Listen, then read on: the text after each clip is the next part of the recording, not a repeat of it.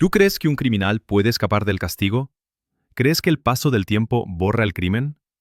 La historia de hoy te demuestra que, por mucho tiempo que pase, la verdad siempre sale a la luz. Un caso que estuvo sin resolver durante 13 años. La policía se rindió y la familia perdió toda esperanza. Pero una simple denuncia, que no tenía nada que ver con el crimen, lo cambió todo. Nuestra historia empieza el 5 de octubre de 2004, en la prefectura de Hiroshima, en Japón. Esa mañana, una chica volvió del instituto y fue a casa de su abuela porque se encontraba mal. No podía aguantar el resto del día escolar y necesitaba irse a casa a descansar. Sobre las 12 del mediodía llegó su hermana también a casa de la abuela. Esta chica se llamaba Satomi Kataguchi y va a ser la protagonista de nuestra historia de hoy. La hermana que estaba mala vio llegar a Satomi. Después, Satomi fue a la cocina, pilló algo para comer y se fue a su habitación. Y aquí viene lo curioso. La habitación de Satomi estaba en otra casa. ¿Cómo que en otra casa? Pues resulta que tenían dos casas pegadas la una a la otra. La hermana enferma estaba en casa de la abuela y Satomi estaba en la casa de al lado. Sobre las 3 de la tarde, la hermana enferma escuchó un grito y después oyó pasos rápidos, como si alguien estuviera corriendo por uno de los pisos. Cuando se concentró un poco, pudo identificar de dónde venía el sonido. Estaba claro que no era de la casa de su abuela donde ella estaba. El ruido venía de la casa de al lado, donde estaba la habitación de su hermana Satomi. Se asustó mogollón y no sabía qué hacer. Fue corriendo a hablar con su abuela. La abuela le dijo: «Venga, vamos a ver qué le pasa a tu hermana».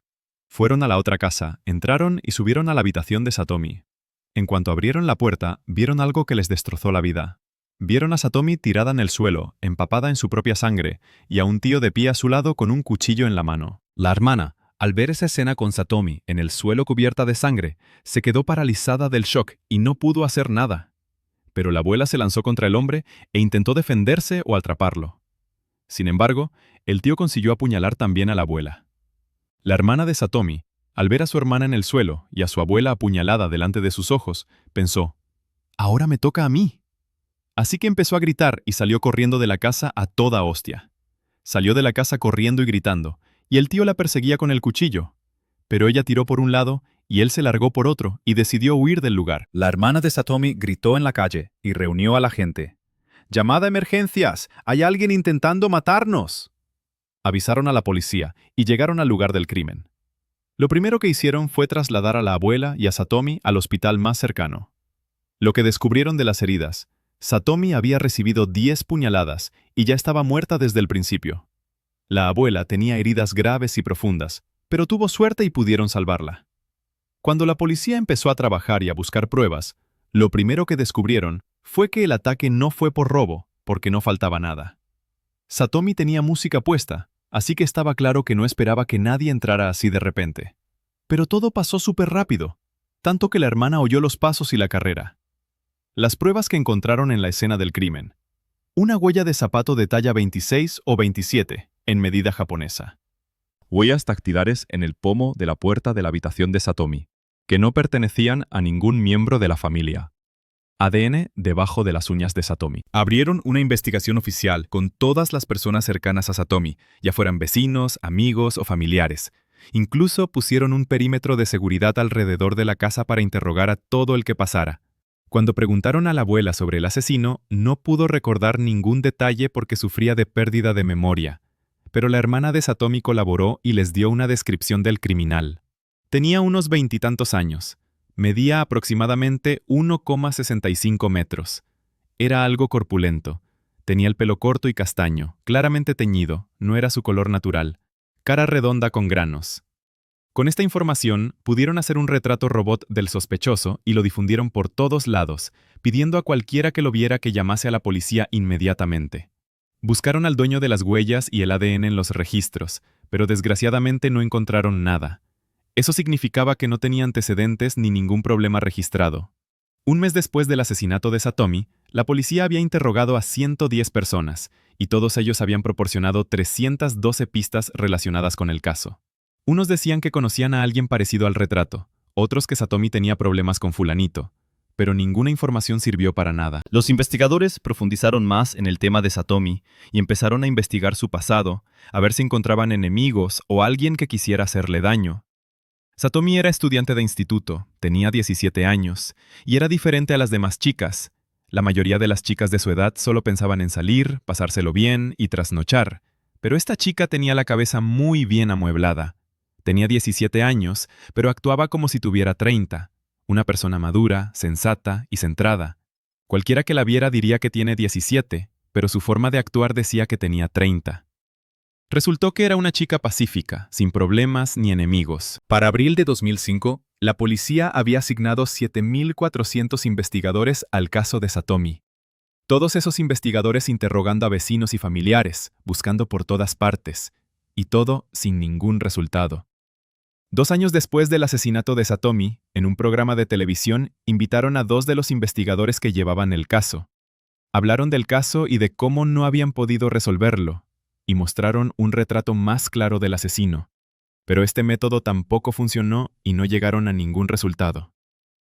En marzo de 2008, la familia de Satomi ofreció una recompensa de 3 millones de yenes, unos 20.000 euros, a cualquiera que proporcionara información útil sobre el asesino. Pasaron los días, los meses y los años, y seguían igual. El caso quedó estancado sin ninguna prueba nueva. La familia de Satomi, que tenía esperanza de encontrar al asesino, empezó a desesperarse y la esperanza se fue apagando poco a poco. Pero después de 13 años y medio del asesinato de Satomi, concretamente el 13 de abril de 2018, llegó una denuncia a la policía. Un tío estaba pegando a sus compañeros de trabajo, sobre todo a los empleados nuevos. Cada vez que se enfadaba o se frustraba, la pagaba con cualquiera que tuviera delante.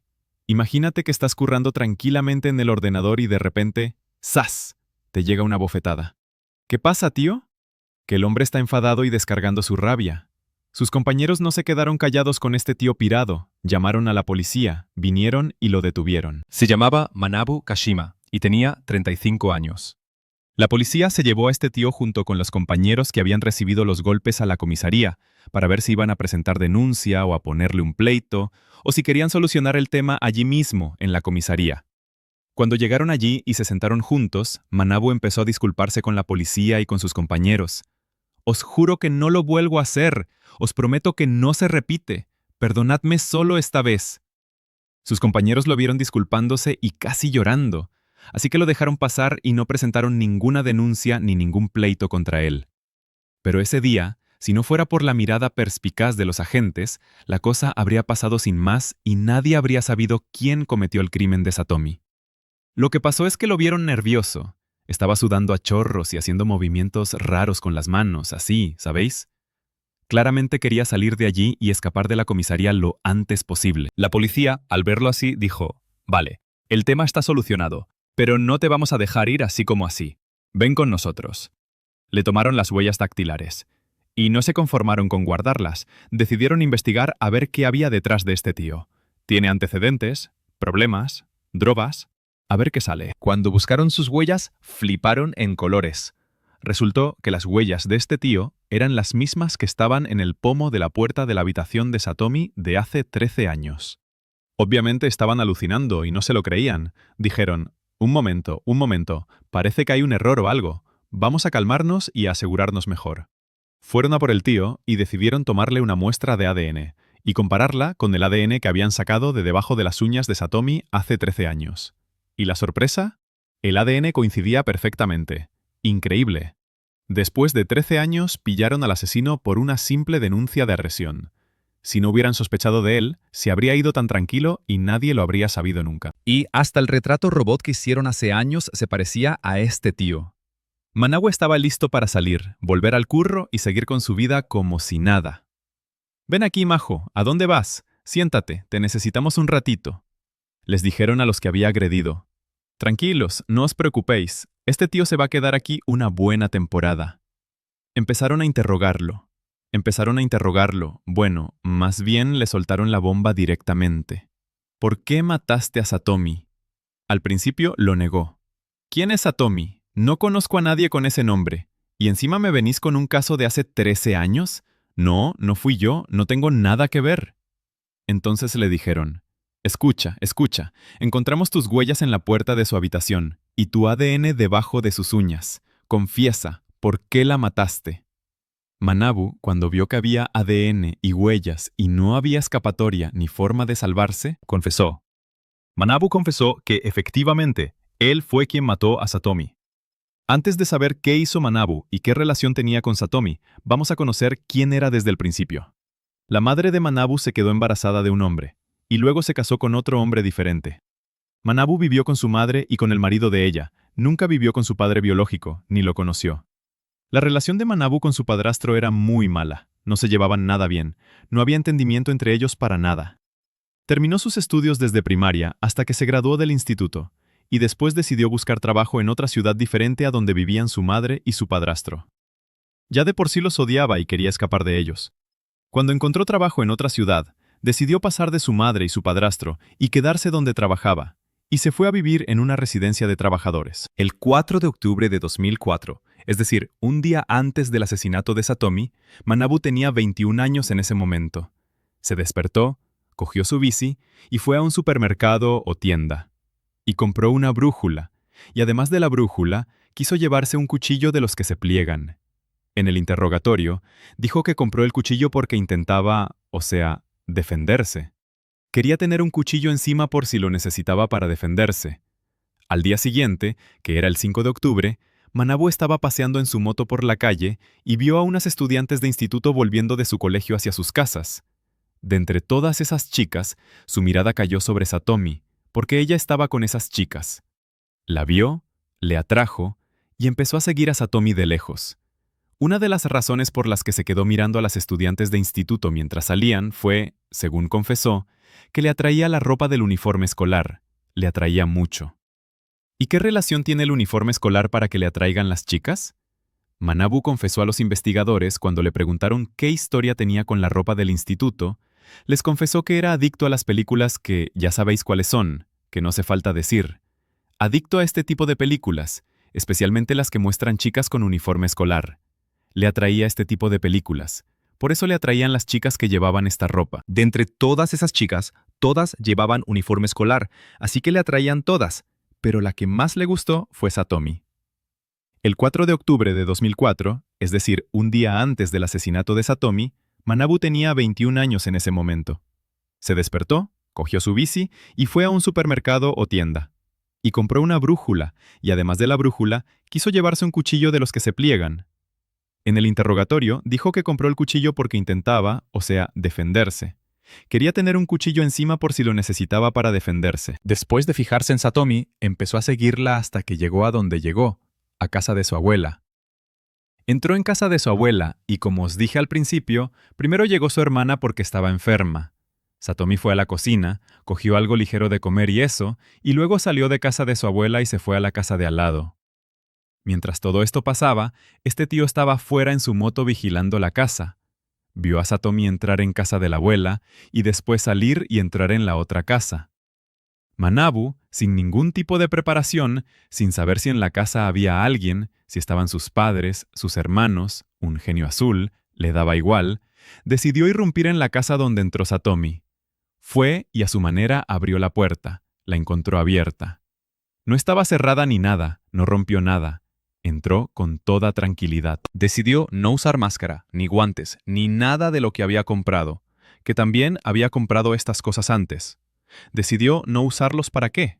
Para no asustar a Satomi ni darle miedo. Quería entrar de repente así, una persona extraña. La verdad es que me gustas porque llevas uniforme escolar, así que no tengas miedo de mí. Esa era su idea y su creencia, que ella estaría tranquila con él si no llevaba máscara.